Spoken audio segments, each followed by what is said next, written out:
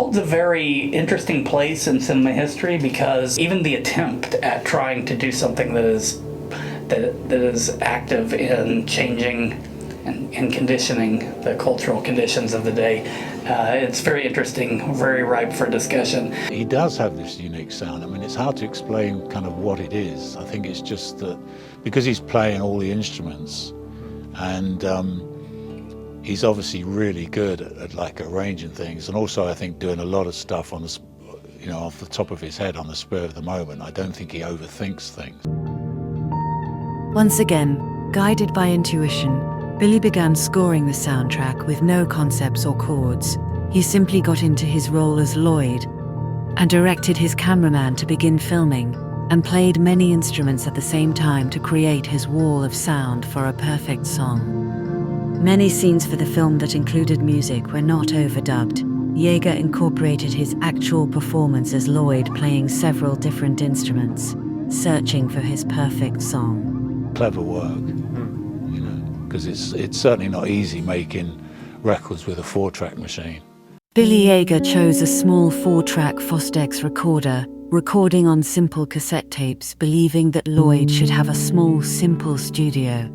But not only was it for the direction for the film, Billy chose to record the entire soundtrack on his Fostex 4-track, believing that overproduction was not the right choice.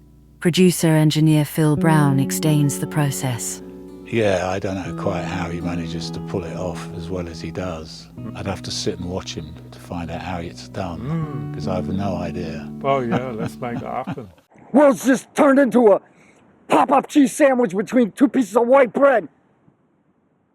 And we as a human race eat, digest, absorb, shit the scrap, except for me. I don't buy it. Because I'm an artist.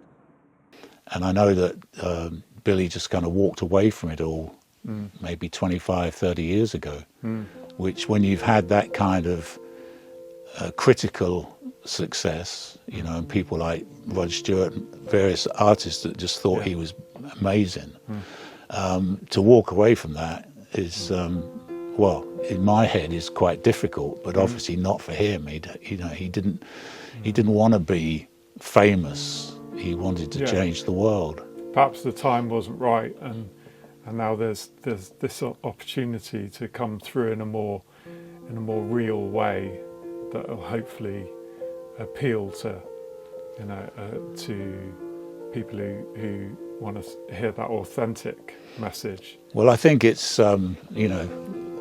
this, because of what's going on now in 2024.